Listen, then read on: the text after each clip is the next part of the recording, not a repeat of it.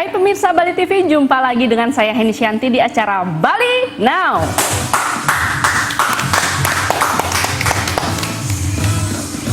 Bintang tamu Bali Now kali ini saya sudah kedatangan dua seniman ogoh-ogoh di Bali, yang mana karya-karya mereka sudah diakui oleh masyarakat Bali. Siapa dia? Langsung kita sapa. Om Swastiastu, Bli Marmar dan Bli Gusman Surya Punapigatre. Ingge, ini pasti lagi sibuk mempersiapkan membuat ogoh-ogoh di Banjar ya, untuk persiapan nyepi pasti. Iya, berarti masih ada ogoh-ogoh yang akan dibuat ya. Oke, nah sebelum kita bincang-bincang masalah ogoh-ogoh, masalah kreativitas Bli Marmar dan Bli Gusman, saya pengen tanya nih, apakah memang Bli Marmar sama Bli Gusman ini memang basicnya itu seniman, pure seniman? Ya, saya dulu nih. Iya, boleh. Kalau saya memang tertarik di dunia seni itu dari masih kecil sekali ya. Mungkin ayah saya, sebenarnya saya lahir di keluarga bukan seniman. Kebetulan keluarga besar saya itu rata-rata basicnya bela diri gitu. Mungkin seni juga tapi bela diri. Gitu. Nah, cuman seni bela diri. Ya, seni bela diri. Saya di situ waktu kecil saya diajarin bela diri, diajarin silat tuh saya nggak pernah mau gitu. Nah, mungkin ayah saya tuh melihat, oh kayaknya anak saya ini agak beda ini. Ketika saya melihat orang latihan menari atau melukis, saya justru lebih tertarik gitu.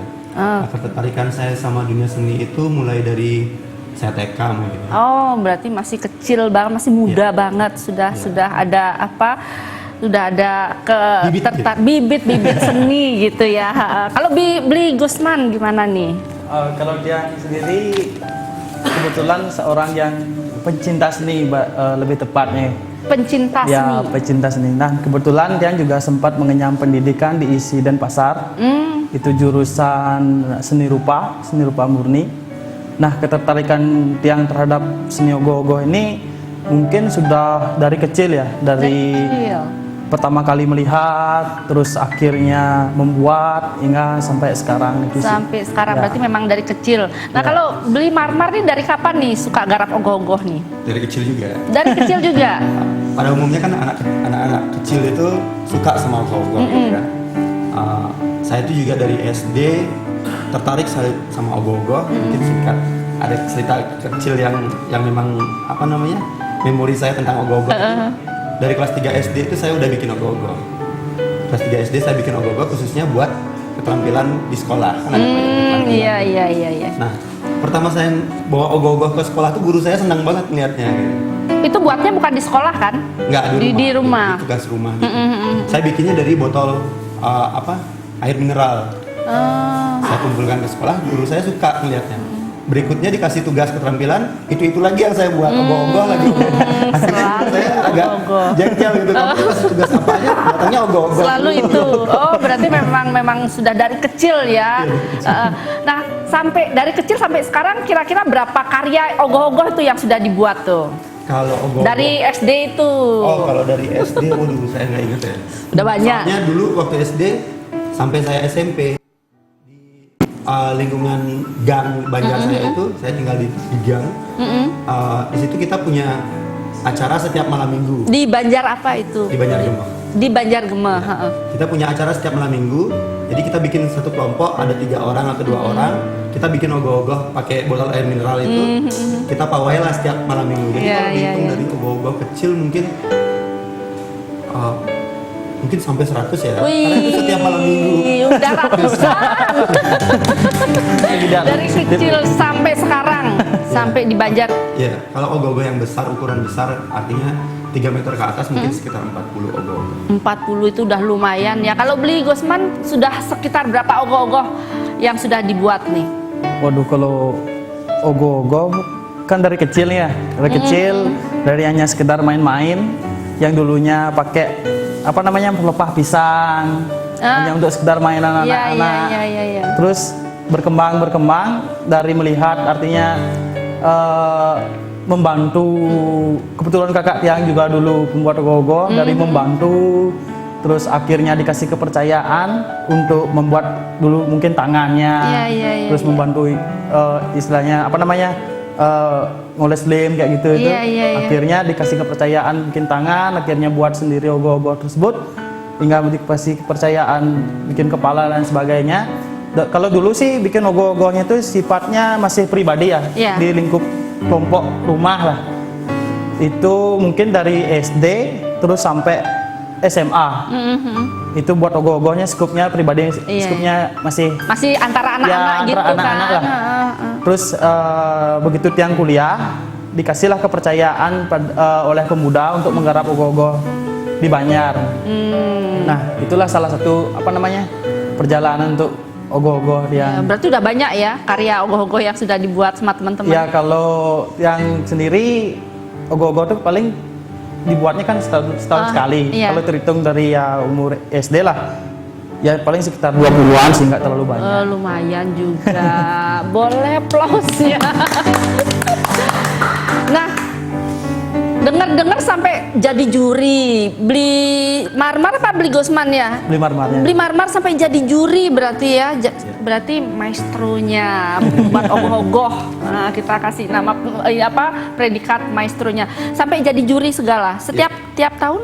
Tiap tahun itu mulai dari tahun 2015. Dari tahun 2015 jadi sekarang juri. Empat. Sekarang jadi juri juga? Masih jadi juri. Sebenarnya saya mulai jadi juri itu, jadi kan dulu ogoh-ogoh itu dibikin berbahan styrofoam. Dulunya memang berbahan alami dari bambu, dari penyalin atau rotan atau dari sumi. Akhirnya beralih ke styrofoam. Nah, tahun 2013 saya bikin studi sendiri tentang bahaya styrofoam untuk ogoh-ogoh. Udah mulai tidak menggunakan itu. 2013 itu masih saya merecycle ogoh-ogoh tahun 2012 yang dari styrofoam itu. Nah, akhirnya saya tuh kewalahan dengan sampah styrofoam. Saya pernah bikin tahun 2012 ogoh-ogoh ukuran 4 meter, saya kumpulin sampahnya itu sampai 40 plastik besar. Wow. Waktu itu masih zamannya orang ngobrol di Twitter. Iya. Saya lempar ke situ, saya bilang, ada nggak yang tahu bagaimana cara menanggulangi sampah styrofoam? Akhirnya ada satu organisasi yang concern masalah sampah, plastik dan styrofoam. Dia bilang, nggak ada cara yang paling natural dan cara yang paling ramah lingkungan itu nggak ada. Nggak ada, walaupun dibakar, walaupun nggak ada. apa-apakan nggak ada. Nah, dari situ saya berpikir cari tahu tentang styrofoam. Saya searching, saya baca literatur tentang styrofoam. Akhirnya saya dapetin bahwa WHO sendiri bilang kalau styrofoam itu adalah kategorinya bahan yang karsinogen, gitu. Pemicu kanker. Nah, dari situ saya semakin kuat nih. Harusnya saya berhenti nih pakai styrofoam. Karena saya sendiri worry dengan kesehatan saya gitu. Dan sampai akhirnya saya ngobrol sama teman-teman di Banjar, kita sepakat mulai tahun depan kita nggak lagi pakai ogoh-ogoh, nggak lagi pakai styrofoam. Berarti beli marmar saat itu mencetuskan ide itu. Ya, bisa dibilang begitu. Kalau menurut saya banyak teman-teman yang juga berpikiran sama seperti saya. Cuman mungkin sayalah yang pertama kali berani menyuarakan ini dan berani mengajak teman-teman, dan beda di antara yang lain yang lagi hitsnya styrofoam waktu itu. Nah, saya bertekad sama teman-teman saya, udah kita berhenti pakai styrofoam. Nah, untungnya hal ini disambut baik oleh teman-teman seluruh Denpasar waktu itu. Saya bicara di salah satu pertemuan pemuda waktu itu. Mereka menyambut baik dan mereka juga setuju. Setelah saya awal yang bikin, tahun ini saya awal bikin, begitu tahun berikutnya teman-teman itu semua setuju dan mereka kompak. Nah, dari situlah lomba ogoh-ogoh mulai diapresiasi oleh pemerintah. Lomba ogoh-ogoh non styrofoam. Tanpa styrofoam. Dari situ saya mulai jadi juri ogoh-ogoh. Karena dari juri yang terdahulu juga kesulitan membedakan antara mana ogoh-ogoh yang dari styrofoam, mana Tapi ogoh-ogoh yang kelihatan dari ular. beda atau kelihatan beda ya? Kalau menurut saya itu beda sekali. Mungkin kalau orang yang tukang bikin motor gitu ya, dia tahu itu motor bahan plastik atau bahan besi. Iya. Saya baru ngeliat ogoh-ogohnya udah tahu itu Udah bahannya kelihatan styrofoam ya. atau Oh enggak. gitu. Tapi kalau orang awam seperti kita mungkin nggak tahu ya. Nggak tahu, apalagi sekarang teknik ogoh-ogoh mengulat itu sudah mirip banget sama styrofoam. Iya. Cuman kita bisa tahu, tapi kadang-kadang ada beberapa kasus saya agak kesulitan melihat. Tapi karena aturannya juri itu berhak untuk memegang ogoh-ogohnya itu mempermudah saya. Oke. Mungkin dengan disentil aja udah tahu itu bahannya dalam Dari apa. suaranya, Iya, dari suaranya. dari mungkin dari dipegang sedikit Iya. sudah berasa itu dari bahan styrofoam atau bukan gitu. Betul. Ah, berarti Bli Marmar, Bli Gusman pernah mengikuti lomba-lomba membuat ogoh-ogoh sebelumnya? Ya, tuh. Kalau saya sebelum saya menjadi juri ogoh-ogoh itu dari tahun-tahun sebelumnya saya selalu ikut lomba. Selalu ikut lomba dan selalu masuk nominasi Selalu juara. dapat juara. Bli Gusman juga begitu. Kalau Tiang nggak pernah mengikuti lomba. Kenapa begitu? Nah, satu memang daerah Tiang, daerah Tampak Siring tidak pernah mengadakan lomba. Oh gitu. Ya, belum pernah lah. Belum Ya, pernah. belum pernah mengadakan lomba. Dan apa namanya? Salah satunya Tiang dedikasi memang buat ogoh-ogoh itu memang untuk pengerupukan. Ya, Oke. dedikasinya memang untuk pengerupukan. Artinya Untuk ritual lah ya. untuk ritual semangatnya, terus apa namanya feel-nya kita dapat pada saat dari pengerupukan.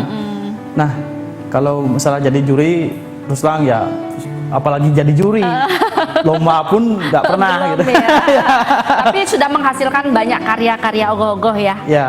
Nah, pemirsa Bali Now pasti penasaran pengen tahu seperti apa sih karya-karya dari Bli Marmar dan Bli Gusman. Kita saksikan sama-sama.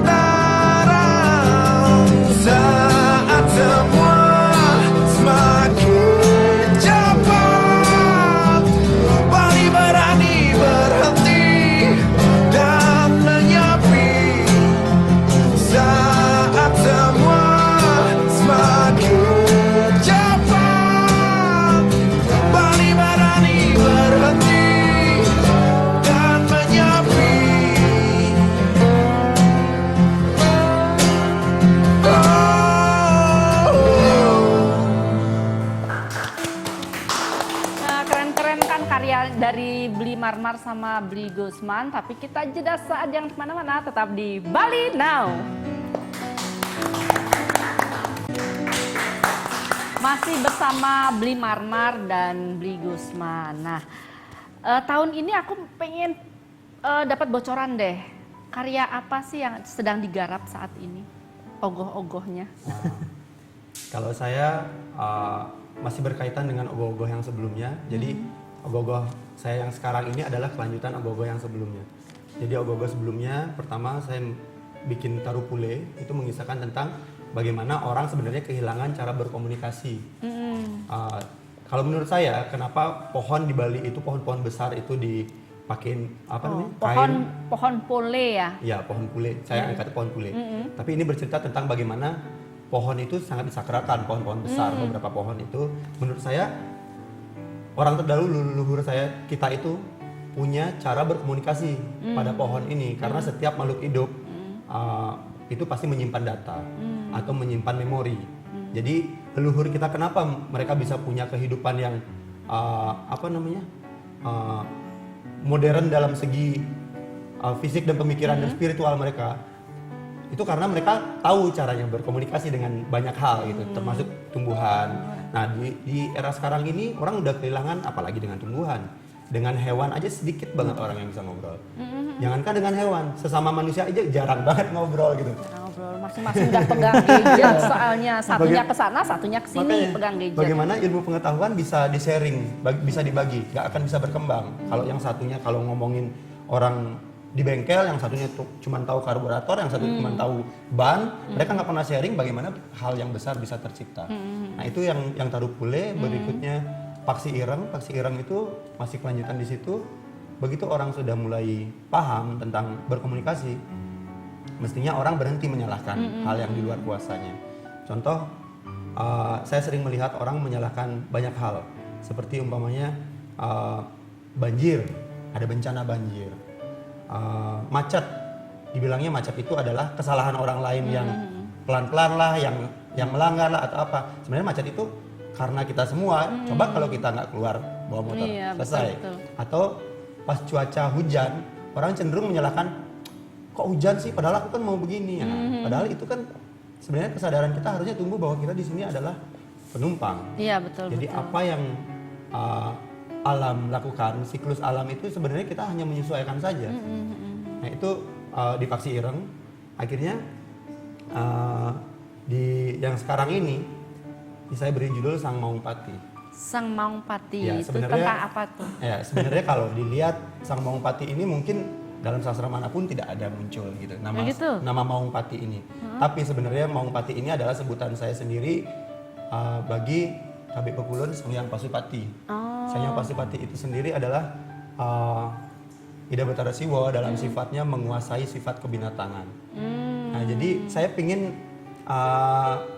terutama anak muda ya berpikir bahwa ayo kita ini dalam jiwa kita, dalam diri kita ini kita bukan fisik. Jadi saya ingin membalikkan kesadaran tentang siapa kita sebenarnya, bahwa kita ini bukanlah yang seperti orang bilang bahwa kita adalah manusia dengan taraf tertentu mengalami pengalaman spiritual. Kalau saya pemikirannya agak berbeda, bahwa kita adalah makhluk spiritual yang mengalami sementara ini dalam pengalaman manusia untuk belajar.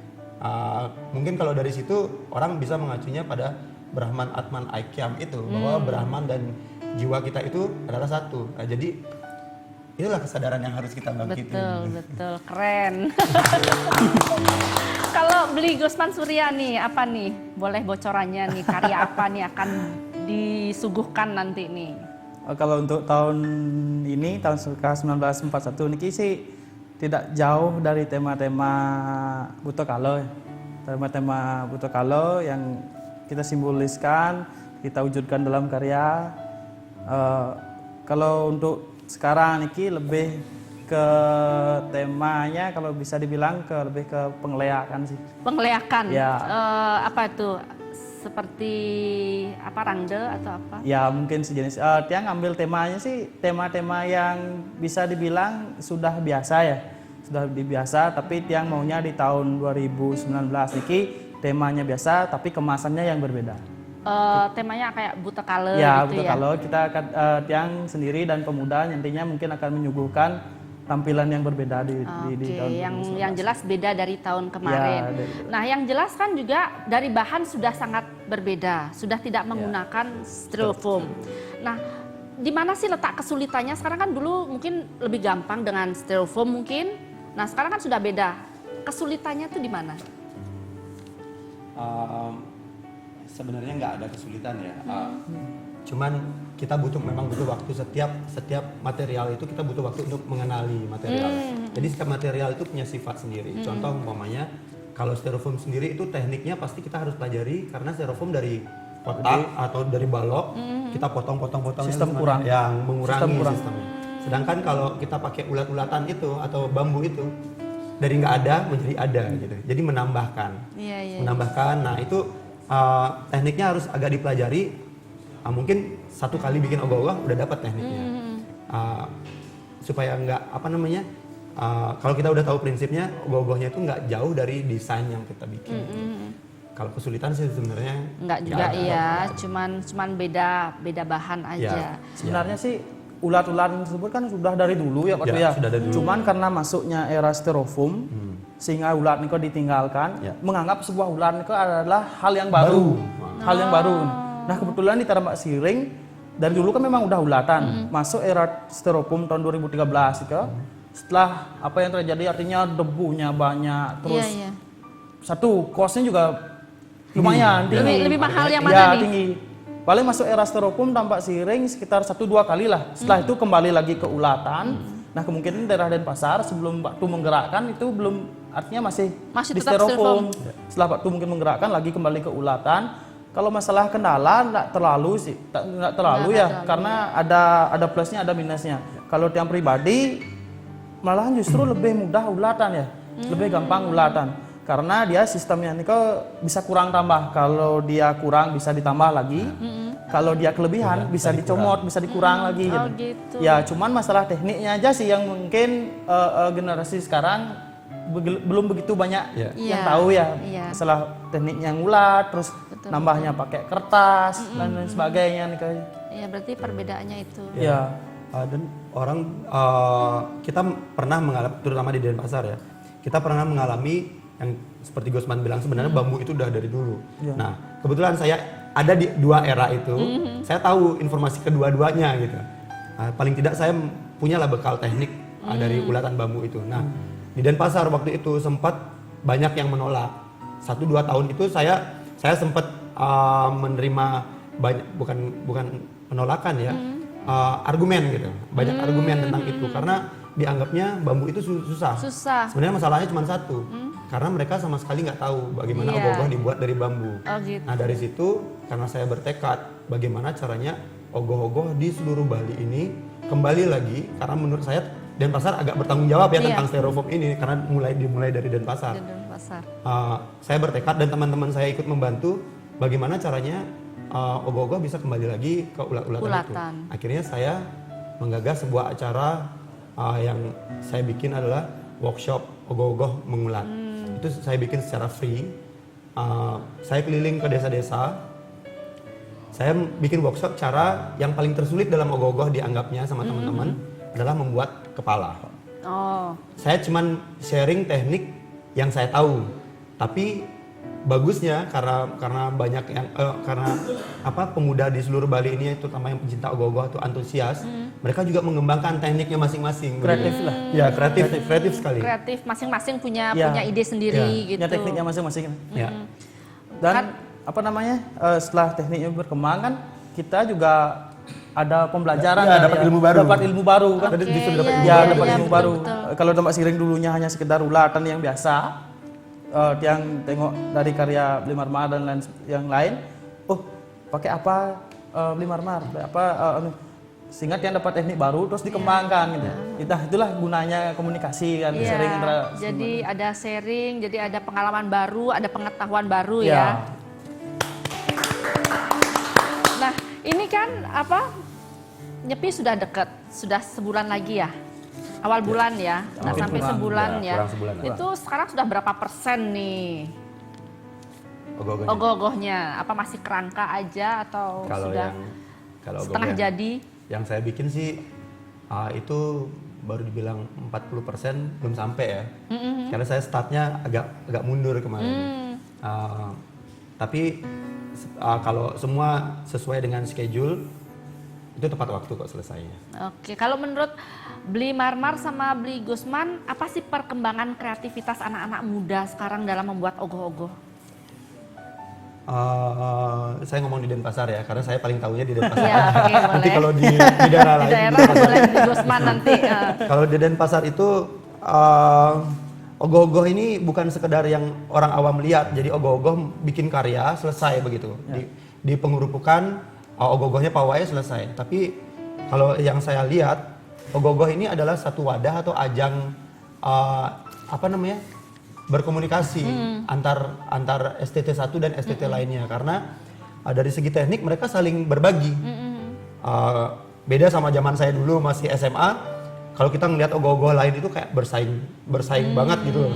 Bersaingnya dan cenderungnya itu jelek gitu. Jadi sama-sama tidak membangun gitu. Yang lainnya pun begitu. Kalau sekarang enggak. Kalau kita melihat mereka punya teknik bagus, kita datang sharing, kita tanya dan mereka mau ngasih tahunya. Mereka mau ngasih tahunya, begitu dia lihat ogoh-ogoh kita juga sharing sama mereka. Nah, untuk kreativitas, saya rasa banyak yang terbangun dari sini ya, dari ogoh-ogoh ini. Kalau untuk ogoh-ogoh sendiri itu, kalau di Denpasar, ogoh-ogoh tidak sekedar membuat ogoh-ogoh yang seram. Gitu. Jadi mereka juga menyisipkan nilai-nilai filosofi dalam ogoh-ogohnya. Ya, ada pesan-pesan. Ya, mereka juga belajar tentang filosofi hidup untuk dituangkan dalam seni ogoh-ogoh ini. Dan hebatnya lagi, dimulai dari ogoh-ogoh kembali mengulat ini, kesenian mengulat yang lain itu berkembang seperti membuat gayor atau pelengkung pada pernikahan ini, dan itu kreatif banget. Saya hampir nggak pernah melihat sebelumnya karya-karya seperti itu. Perkembangannya itu luar biasa berarti. Iya, itu hebat sekali. Kalau di daerah gimana, Bli Gusman? Kalau perkembangan kreativitas di daerah ya, khususnya Tambak Siring sangat-sangat berkembang ya.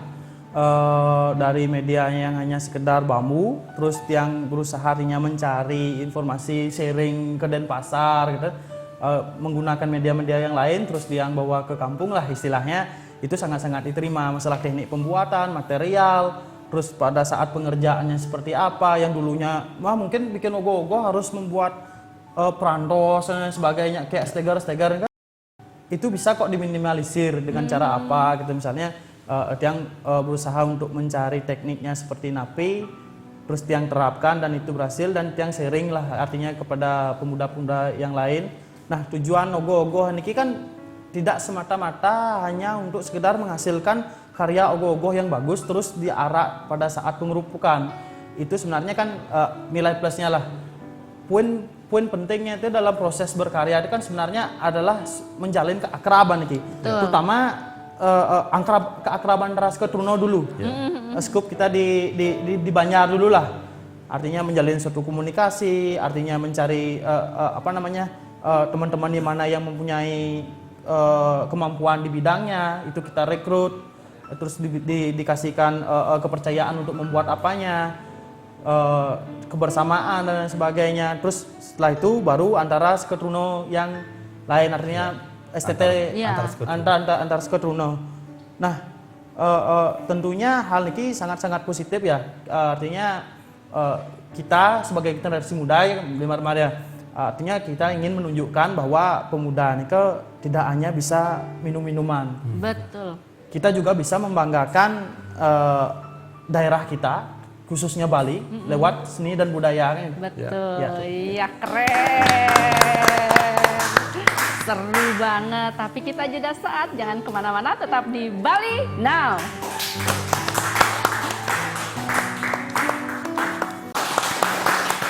Kita langsung ngobrol-ngobrol lagi. Nah, Bli Marmar, Bli Gusman, nih dengar-dengar kan ada larangan nih untuk membuat ogoh-ogoh di beberapa wilayah, tidak semua sih, di beberapa wilayah di Bali. Itu menurut Bli Marmar dan menurut Bli Gusman Surya gimana tuh tanggapannya? Mungkin yang dimaksud larangan dalam membuat ogoh-ogoh di tahun-tahun sekarang ini tahun ya, mendekati pilpres ya. Betul. Kalau saya pikir sih itu agak nggak masuk akal ya. Karena begini, ogoh-ogoh yang adalah sudah menjadi budayanya Bali begitu, sudah diakui begitu. Akhirnya dilarang karena adanya pilpres dengan alasan tertentu seperti alasan keamanan lah. Iya. Gitu. Memang sih kita lihat ogoh-ogoh ini adalah di pawai ogoh-ogoh itu adalah melibatkan banyak orang gitu. Betul. Jadi banyak kolompak kolektif gitu yang berjalan beriringan, ditakutkan nanti ada bentrokan. Gesekan. Ya, sebenarnya hal itu kan sudah pasti berlangsung, artinya kelompok-kelompok ini berjalan beriringannya sudah berlangsung. Nah, nyatanya di tahun-tahun sebelumnya berjalan lancar-lancar aja. Nggak ada masalah. Nggak ada masalah. Mungkin yang dikhawatirkan mungkin karena takutnya ogoh-ogoh itu dimasuki dengan kepentingan politik. Oke, ada atribut Atribut khusus atau segala mungkin. macam. Kalau menurut saya bukan ogoh-ogohnya yang ditiadakan. Ya pemerintah agak kerja keras lah sedikit. Jagalah keamanannya, bagaimana antisipasinya supaya itu nggak terjadi. Contohnya umpamanya bikinlah sebuah aturan bahwa ogoh-ogoh tidak boleh berbau politik begitu. Umpamanya atribut partai lah atau memakai kaos lah yang mengacu pada salah satu partai politik ataupun paslon gitu. Ya, berarti itu artinya kan membatasi kreativitas anak-anak muda Bali ya. Ya, bukan membatasi aja, itu seperti menutup Memangkas gitu Jadi ya. sepertinya budaya kita itu bisa dipermainkan begitu. Walaupun ogoh-ogoh ini adalah budaya yang tergolong baru ya. Iya. Nah, tapi ini seperti bisa dipermainkan bagaimana dengan hal-hal yang lain yang budaya kita yang sudah berlangsung ratusan tahun bahkan ribuan tahun. Tentu kalau melibatkan orang banyak dan dinilai bisa syarat dengan isu-isu politik, bisa aja di stop juga begitu kan. Iya, betul. Ya sebenarnya menurut saya pemerintah agak kerja keras lah masalah keamanannya gitu. Jadi mungkin memberi aturan-aturan ke Banjar-Banjar bahwa ini aturannya begini tetap diadakan. Ya entah aturan atau diberikan sosialisasi lah. Iya, Ayo pokoknya jangan seperti ini ya, supaya apa yang menjadi budaya kita, yang milik kita bersama tetap jalan dan tetap berjalan dengan baik dan aman gitu ya keren. Kalau di daerahnya Bli Gusman gitu juga? Niki yang selalu tiang tekankan ya kepada seluruh masyarakat Bali, khususnya pemuda Bali. Tiang tidak mau seolah-olah ogoh-ogoh ini adalah sumber dari keributan kan. Begitu membuat ogoh-ogoh, nanti akan membuat kerusuhan. Itu hal yang paling tidak bisa tiang terima, apalagi mengatasnamakan nantinya politik dan lain sebagainya. Nah, tiang pinginnya ke depannya niki gimana ogoh-ogoh niki menjadi sebuah identitas Bali yang sifatnya positif. Nah, meskipun ogoh-ogoh niki adalah sebuah kebudayaan yang baru. Nah, apa salahnya kebudayaan yang baru ini yang sifatnya positif, yang sifatnya membangun generasi muda, yang sifatnya nantinya akan membuat Bali ini semakin dikenal, yang akan mengharumkan nama Bali. Kenapa itu harus dibatasi? Iya. Nah, untuk pemerintah kan nantinya agar diberikan larangan kalau misalnya politik ya dibatasi agar tidak bisa boleh menggunakan atribut partai, misalnya pada saat ogoh-ogohnya agar tidak menyerupai paslon misalnya seperti itu. Ya. Nah, kalau tiang seperti ini dan perkembangan ogoh-ogoh ini kan tentunya sangat-sangat luas ya. Sangat luas agar tidak kedepannya tidak mengatasnamakan politik terus ogoh-ogoh ini ditiadakan. Itu yang sebenarnya sangat-sangat tidak enak lah mendengarnya. Iya. Karena berikanlah generasi muda jalan untuk berkreasi. Iya, betul. Ya, tapi kalau di Denpasar sendiri beberapa waktu lalu kebetulan saya diundang datang untuk berdiskusi tentang masalah ini. Memang tidak ada larangan di Denpasar, cuman akhirnya kita bikin diskusi dan merujuk pada sebuah kesepakatan bahwa di tahun politik ini kita bikinlah kesepakatan aturan mainnya gitu. Aturan mainnya agak berbeda nih.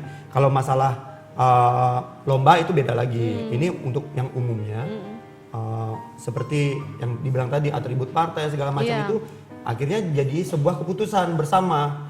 Keputusan bersama ini disosialisasikan kepada seluruh pemuda yang ada di Denpasar supaya bisa diindahkan gitu. Itulah solusinya ya. Sebenarnya seperti itu harusnya yang terjadi. Gitu. Terus tentang sound system atau itu sound system itu juga kita kita obrolin juga di situ.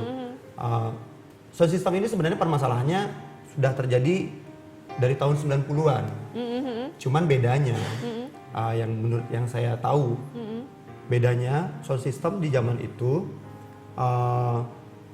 kita itu masih membawa sound system karena tidak punya gamelan.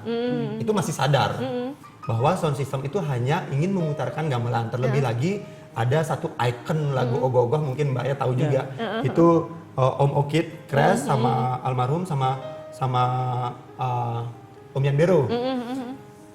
Dua orang ini atau beliau ini adalah orang yang membuat ogoh-ogoh menjadi lebih bersemangat dari tahun itu hingga sekarang ogoh-ogoh menjadi sebuah budaya yang hebat. Iya, betul. Salah satu penyemangat saat berkarya. Ya pasti Kita putar lagu-lagunya. Itu sebenarnya penyemangat Iya, ya. sangat-sangat sebetulnya. Nah, cuma di masalah sekarang ini, di tahun sekarang, sound system jadi masalah karena mereka memutarkan lagu-lagu yang tidak ada syarat dengan budaya kita. Akhirnya pemerintah di Denpasar melarang pembawaan sound system karena di tahun sebelumnya ditoleransi membawa sound system asal memutarkan lagu-lagu yang bersifat kebudayaan kita. Di tengah jalan mereka ganti gitu. Oh gitu. Dia menjadi masalah buat yang lain juga. Berarti ya. Pertamanya aja berarti menggunakan musik Bali, setelah ya dipulangnya. Beda Akhirnya gitu. Sebenarnya kembali ke kesadaran masing-masing ya. Kalau Jadi- sudah sadar sih nggak apa-apa, Mbak. Iya, kalau nggak sadar itu Ya, bandel belum sadar. namanya. Sebenarnya Alasan tidak mempunyai peralatan gong dan sebagainya itu kan bisa disiasati. Kita di Bali punya banyak alat musik tradisional seperti kentongan, gitu kan sifatnya Iya. tidak memerlukan biaya yang terlalu banyak, ya kita cukup mencari Tetap bambu. semangat gitu ya. ya. Justru itu sebenarnya jauh lebih baik lah. Oke. Ya banyak yang beralasan bahwa sound system ini akhirnya pemerintah melarang sound system karena yang sadar-sadar itu akhirnya mereka nggak dapat membawakan lagu, apalagi yang menghormati Iya, lagu Dua Maestro, Iya, lagu betul ogoh-ogoh betul. ini yang icon ini. Jadi agak Ya. terpinggirkan jadinya. Pertama itu dari Banjar Alang Kajang kemarin diskusi sama saya karena teman-teman di Alang Kajang itu adalah generasi berikutnya dari Om Okit dan Om Bero. Mereka bilang kebiasaan kita yang menghormati ini hilang dong, Bli. Saya bilang tidak hilang. Saya sendiri itu Om Okit dan Om Bero itu lagu ogoh-ogoh itu sangat ikonik bagi saya Iya, betul. dan bagi seluruh pemuda di Bali. Iya. Dan itu tidak akan pernah hilang. Bayangkan kalau ogoh-ogoh kita biarkan dirusak oleh ketidaksadaran atau sengaja merusak dengan sound system yang musiknya house music, suatu saat nggak ada yang suka sama ogoh-ogoh. Betul, betul. Lagunya dua icon kita ini Hilang. tidak akan diputar lagi karena nggak ada yang suka sama Betul, ogoh-ogoh. betul, nah. Saya bilang sama teman-teman di Alang Kajang waktu itu, kita harus perjuangkan lagu ini menjadi ikonnya lagu ogoh-ogoh Bali. Nggak harus merupakan diputarnya, tapi setiap saat. saya Setiap bilang saat begitu. gitu ya. Iya. Keren banget. Nah, dan melihat banyak inovasi dalam pembuatan ogoh-ogoh seperti teknologi, gimana tuh tanggapannya? Kan sudah mulai ada teknologi-teknologi baru nih. Iya. Kalau teknologi mungkin yang dimaksud teknologi gerak ya, atau teknologi yang lain. Sebenarnya ogoh-ogoh teknologi itu masuknya ke kinetik ya, ogoh-ogoh dengan kinetik art. Iya, iya. Itu udah terjadi udah lama, udah mulai lama. Saya kebetulan juga penggiat ogoh-ogoh seperti itu. Tahun-tahun sebelumnya di era sebelum tahun 2000-an saya udah membuat ogoh-ogoh yang bergerak. Jadi ada kinetiknya, tapi itu masih bergerak secara manual, tidak ada listrik di situ. Iya. Nah itu saya kembangkan sampai akhirnya menggunakan mesin. Oh dulu nggak ada ya dulu. Dulu banget nggak ada, ogoh-ogoh tuh masih yang sederhana Diem sekali. gitu aja di apa? Diarak ditandu, begitu aja. diarak gitu aja. Akhirnya berkembang di tempat lain juga orang mengembangkan itu. Kita berkembang akhirnya ogoh-ogoh pada saat lomba itu pun teknologi itu diperhitungkan. Nah, tapi kalau kita ngomongin tentang teknologi, harusnya teknologi itu yang dimaksud dengan teknologi adalah membuat sesuatu menjadi mudah. Contoh umpamanya kita membuat sebuah gerakan, di situ kita belajar dengan teknologi. Umpamanya kita membuat gerakan dengan katrol, kita membuat gerakan sayap. Kita tahu bahwa ada prinsip-prinsip fisikanya di situ, bahwa kita harus meringankan beban sayap itu pada saat diangkat. Bagaimana caranya? Yaitu ada rumusan katrolnya, kayak katrol seri dan paralel itu bisa kita pakai. Nah tapi sering saya melihat orang ngomongin tentang, oh ini teknologi, ternyata yang dipakai itu cuma aplikasi dari teknologi itu. Oke. Tidak menggunakan, maksudnya contoh orang menggunakan ogoh-ogoh dengan dengan apa namanya rilis segala macam, mereka cuma mengaplikasi tapi tidak membuat ogoh-ogohnya punya nilai lebih. Ada sih beberapa yang memang ogoh-ogohnya justru menjadi nilai lebih gitu Iya. karena dia mengaplikasi teknologi itu sendiri. Nah, cuman kalau prinsipnya teknologi itu membuat mudah. Ada beberapa yang menggunakan teknologi yang canggih justru ogoh-ogohnya dibuat ribet. Iya, iya, Nah, iya. dibuat ribet gitu. Jadi pernah saya melihat ada ogoh-ogoh yang digerakkan dengan apa namanya password. Oh ya? Dengan password ya. Jadi di situ dilihatin padahal yang digerakkan dengan password itu cuman tombolnya. Gitu. Oke. Jadi triggernya itu dengan password. Itu kan jadi rumit. Ribet Jadi gitu. ribet. Sebenarnya tinggal kasih tombol selesai Iya, urusannya. Aja sekedar untuk keren. Ya, itu pengaplikasian teknologinya nggak tepat. Jadi ribet aja padahal tinggal tombol aja udah Ya, kelar. semestinya Sebenarnya kalau jadi bicara masalah teknologi ya, teknologi itu kan sebenarnya artinya cara. Iya. Ya. Pada dasarnya artinya cara, cuman bahasa keren aja teknologi. Teknologi. Nah, di perkembangan ini tentunya banyak seniman-seniman muda yang menggunakan teknologi dalam artian menggunakan mesin gerak dan lain sebagainya. Ini kan sih sah-sah saja kalau memang itu bisa mendukung sebuah estetik seni yang Ya, di Maria. Nah, terus terang yang di kampung sendiri menggunakan kok teknologi tersebut, cuman teknologinya apa kan yang Iya, iya, iya, betul. biasanya kita yang menggunakan perangkos, sekarang mungkin menggunakan dongkrak Ya, untuk membuat ogoh-ogoh agar bisa apa namanya rebahan, sehingga tiang sendiri tidak harus naik turun untuk membuat ogoh-ogoh. Nah itu sendiri kan bisa dikatakan Iya. teknologi gitu. Oke. Nah kan semakin maju teknologi berarti kan semakin budgetnya semakin banyak ya. Nah nanti kita bahas setelah jeda-jeda berikut. Jangan kemana-mana, tetap di Bali Now. Masih bersama Bli Marmar dan Bli Gusman. Nah tadi kita sudah mau bahas masalah budget nih. Ayo kita bahas sekarang. Semakin maju teknologi, budgetnya pun pasti akan semakin meningkat. Apakah seperti itu? Kalau saya justru bisa dibilang budgetnya itu justru semakin turun. Oh gitu? Iya, Kebalikannya. kalau dibilang bukan dari angka ya, dari persentasenya. Contoh umpamanya kalau dulu saya bikin ogoh-ogoh dengan harga 5 juta rupiah, itu pada saat itu harga 5 juta itu udah harga tinggi sekali gitu. Udah mahal banget. Ya, makin ke belakang, saya terakhir membuat ogoh-ogoh itu harganya 14 juta. Satu ogoh-ogoh. Satu ogoh-ogoh. Tingginya? Iya. Yang kalau kita lihat nilai materialnya itu yang dipakai itu udah sederhana sekali. Dan beberapa bagian itu sudah bisa dipakai lagi untuk tahun-tahun berikutnya sebenarnya. Walaupun ogoh-ogoh di Perlino, tapi beberapa bagian seperti rangka dasar besi itu saya memang nggak pernah buang. Saya Disimpan simpan lagi untuk supaya dibuat di-recycle lagi. untuk tahun-tahun berikutnya. Nah kalau menurut saya nggak harus kok ogoh-ogoh nilainya itu tinggi. Saya dengar sampai ada yang puluhan juta, sampai 30 juta, 40 juta, malah di daerah lain sampai bantuannya pun sampai puluhan juta. Sedangkan kita di Denpasar mestinya kreatif. Iya. Dengan bantuan yang seadanya, kita harus bikin ogoh-ogoh yang semampu kita. Nah kalau saya bilang 14 juta tadi, karena kebetulan kemampuannya ada. Oke. Kalau seumpamanya kemampuannya cuma 3 juta, ya saya akan berusaha bikin ogoh-ogoh yang tetap bisa 3 juta berkarya, aja. gitu Jangan ya. sampai ogoh-ogoh tahun lalu 14 juta, kalau sekarang anggarannya menurun, jangan sampai nggak buat ogoh-ogoh gitu. Iya, iya, Gara-gara iya. ngaran.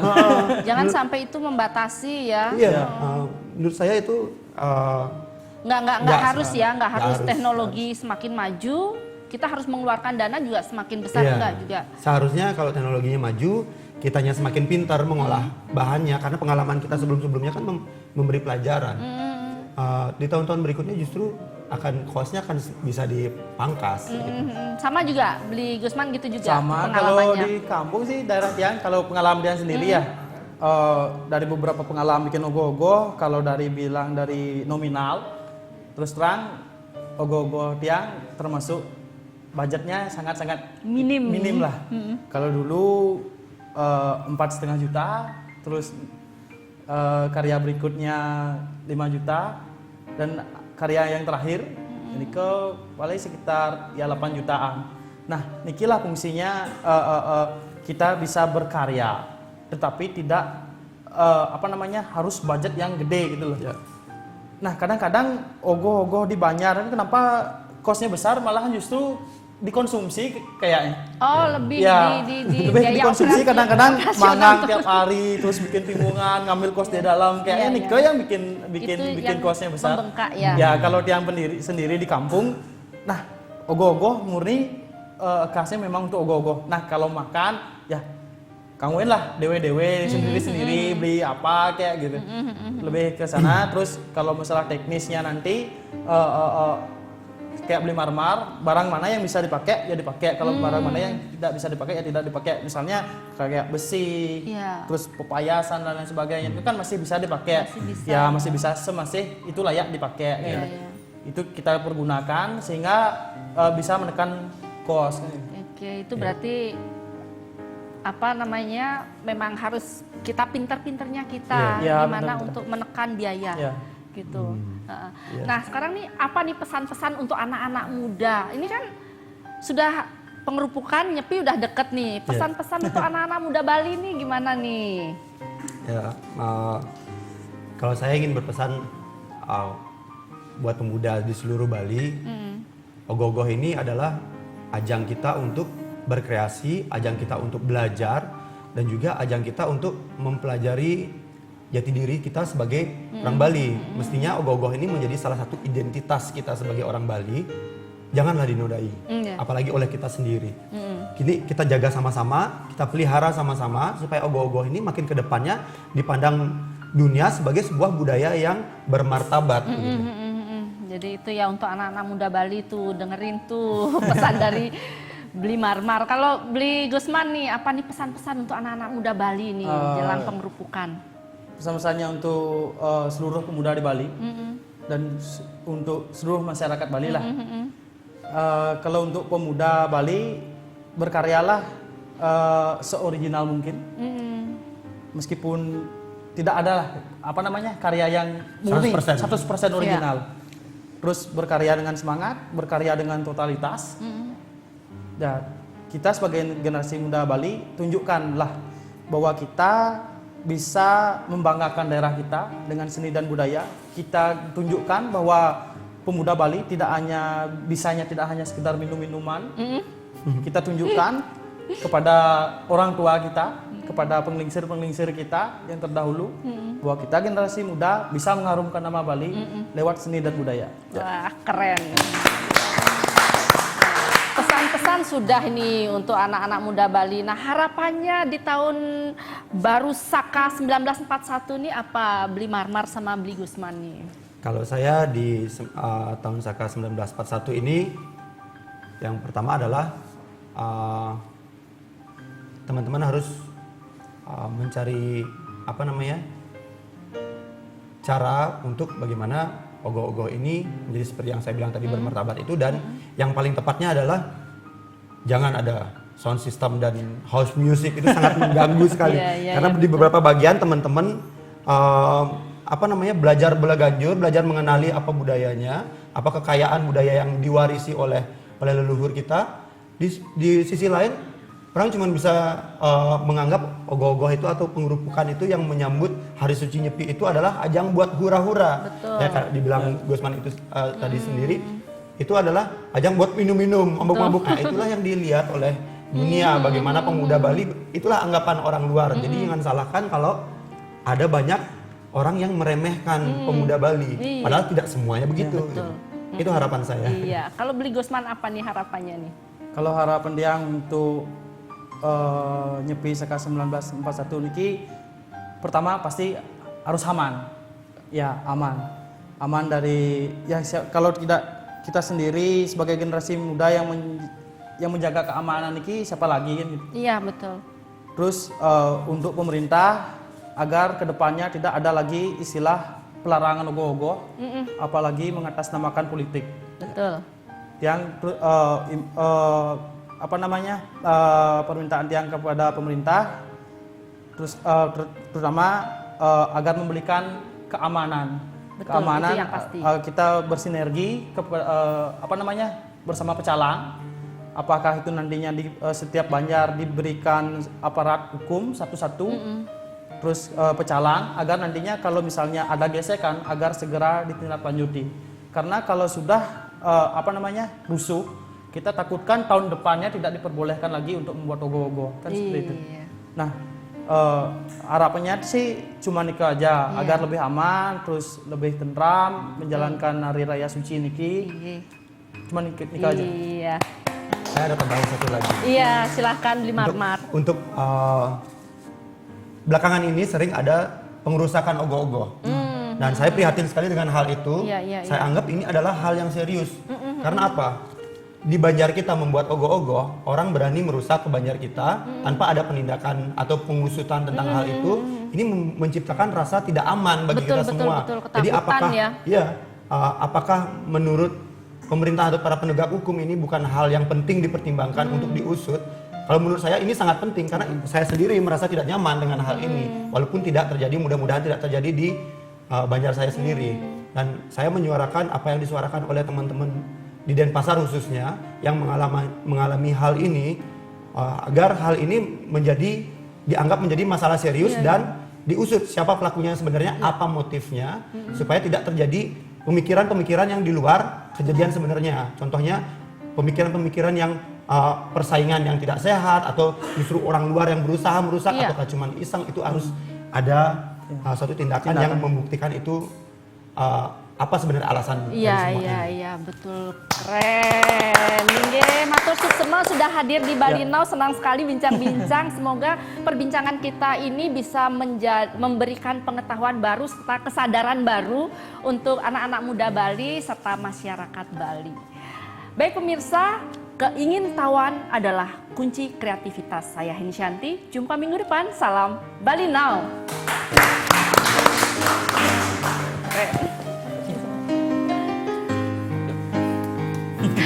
Kita foto dulu ya.